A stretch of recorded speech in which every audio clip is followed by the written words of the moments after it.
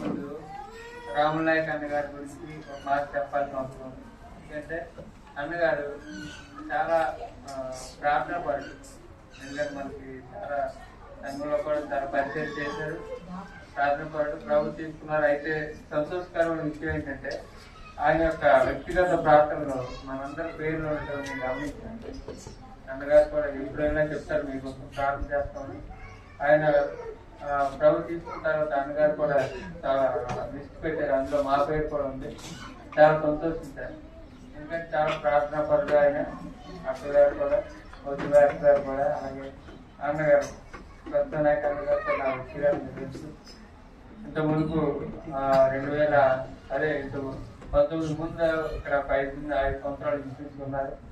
అప్పుడు కూడా బాగా యవనస్తులు ఉన్నప్పుడు కూడా ఎంతో సంఘానికి ఎంత అవసరమైనా సరే ఆర్థిక పరంగా కానీ లేకపోతే తన కొంతగా పనిచేయటం కానీ అవన్నీ విషయాల్లో కూడా ఎంతో అంకిత భావంతో వచ్చి సంఘం కొరకే పనిచేశారు.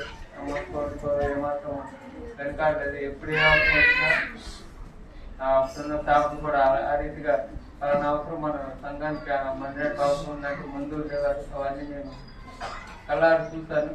అయితే అన్నగారి గురించి చెప్పాలంటే నిజంగా ఆయన ఎంత పెద్ద ఆఫీసర్ అంటే నేను ఎప్పుడు కూడా అన్నాను నువ్వు ఎంత పెద్ద ఆఫీసర్ అన్నాను అడగలేదు. అయితే నాకు తెలిసిన విషయం ఏంటంటే ఇంతకుముందు మీరు కూడా రైలు కంపెనీలు పనిచేశారు. ఎంపడా ఆఫీస్ నుంచి ఎవరైనా ఆఫీసర్కి వస్తున్నారంటే అదిరిపోతారంటే కోటీసులు రైలు కంపెనీ వారంటే కోటీసులు అందరు పెద్ద ఆఫీసర్లు పెద్ద డబ్బులు వారు కూడా అదిరిపోతారు. ఎందుకంటే సకల మర్యాదలు చేస్తారు. అలాంటి ఆఫీస్ రైతులు కూడా ఎంతో తగ్గించుకొని ఇక్కడ మనం అందరూ చేద్దాం అనుకుంటే కానీ ఇందాక బ్రదర్ బాగా చెప్పారు. అక్కడ ఎవరైనా పాత్రలు కడగండి అంటే ఎవరు వెళ్ళలేకపోయింది. ఎవరో తర్వాత చాలా మంది వచ్చారు. కానీ అలా కాదు. నేను మనసులో అనుకుంటున్నాను బాత్రూమ్ క్లీన్ గా లేదు, బాత్రూమ్ కడగాలని అనుకున్నప్పుడు ఆయన క్లీన్ చేస్తారు. వచ్చి ఆయన ఎంత పెద్ద ఆఫీసర్ అంటే నేను అనుకుంటున్నాను నాకు చాలా పెద్ద ఆఫీసర్ అని. కానీ ఆయన బాత్రూమ్ క్లీన్ చేస్తే ఎంతగా తగ్గించుకున్నారంటే సంఘం కొరకే ఆయన చూసి మనం చాలా నేర్చుకోవాలి. ఆయన చూసి అందుకే ఆయన వెళ్తున్నప్పుడు ఎందుకంటే సంఘం ఆయన ఇంకో మాట దత్తకార్యంలో 42 ఎడతెగక 4 విషయాల్లో ఉన్నారు. అందులో సహవాసం కూడా ఉంటుంది.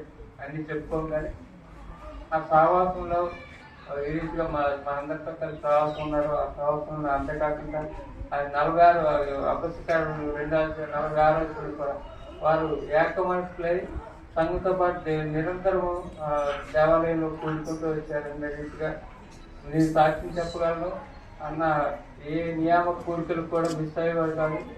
చాలా పనులు ఉంటాయి. మనకి అలాంటి పనులు ఉంటే మనం అసలు రావు. చాలా మంది మన సంఘంలో చూసాం అసలు ఏదైనా చిన్న పని బిజీ ఉంటే అసలు సంఘానికే రావు.